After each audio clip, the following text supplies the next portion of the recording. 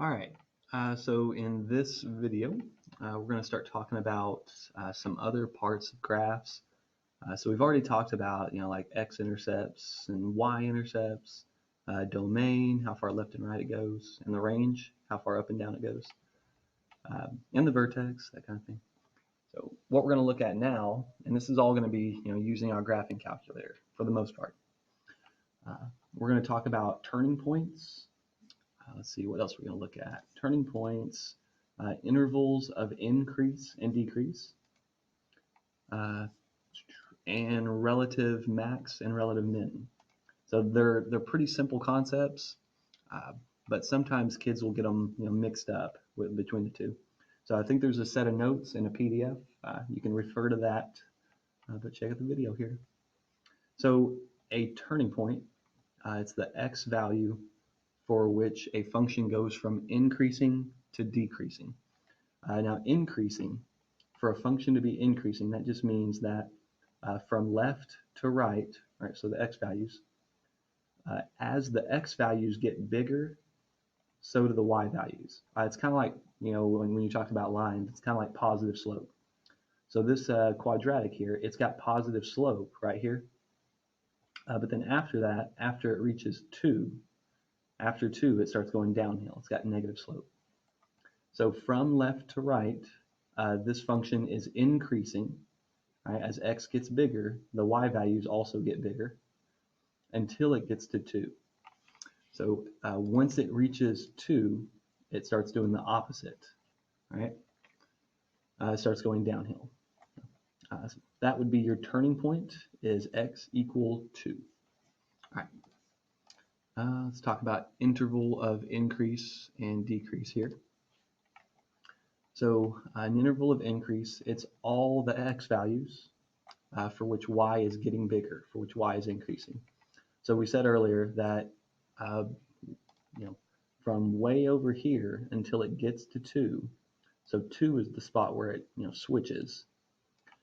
So for all the numbers before 2, so negative infinity right here, from negative infinity to 2, this function is getting bigger and bigger. Right?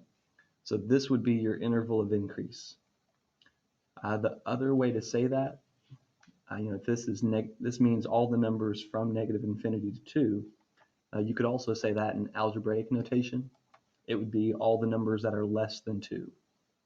So what this means is that for all numbers before 2, so all these numbers way over here, negative 5, negative 6, as this function goes to the right, as the x values are getting bigger, the y values are increasing as well. So this function is increasing on negative infinity to 2. And then for the decreasing, it's the same idea. After 2, so after you get here, as the x values get bigger, as they go this way, your y values start to fall. Right? So from left to right, this graph is decreasing as x gets bigger and bigger. This thing's going to keep going down and down and down. Right? So you would say it's decreasing from 2 to infinity. Or you could say it's decreasing for all the numbers that are bigger than 2. Right.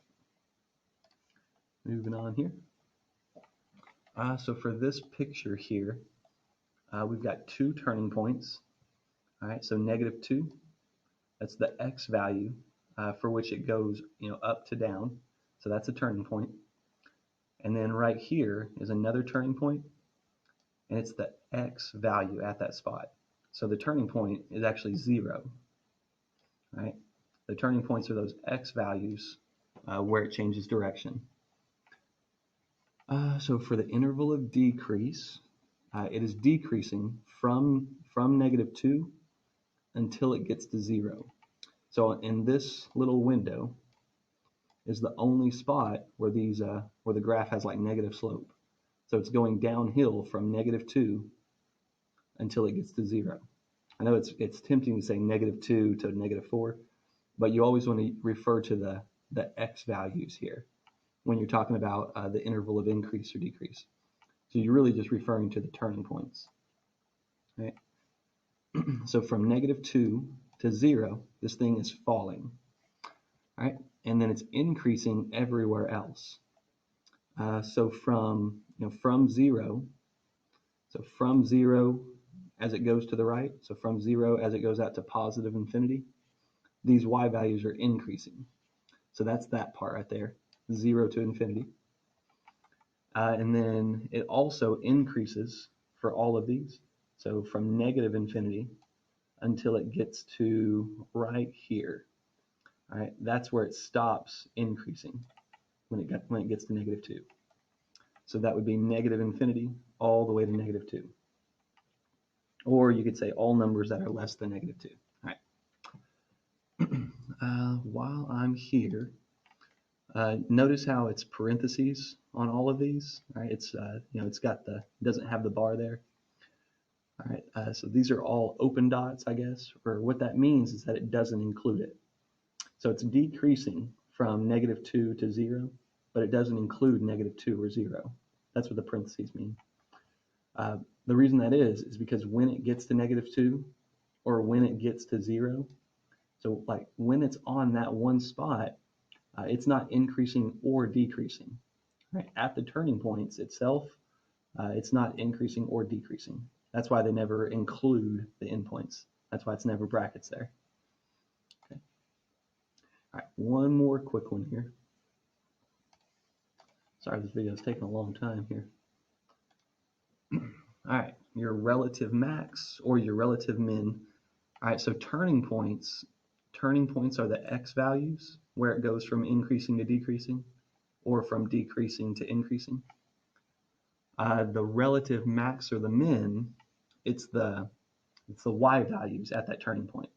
So the y value at that spot would be 0, all right, because it's up and down 0. The turning point would be negative 2 though. And this is a relative maximum because it's it's kind of, I don't know, it's higher. It's got a high spot. It doesn't have a low spot like this one. Remember, like the quadratics, if they opened like that, we said they had a maximum. It's the same idea there. Let's see, erase that. And then for the relative min, same idea. It's the y value where it goes from decreasing to increasing. So it's the y value at the turning point, which in this case is negative 4. So you remember the turning point itself was 0 because that's the x value, but the y value at that spot is your relative minimum in this case. All right, that's enough for today.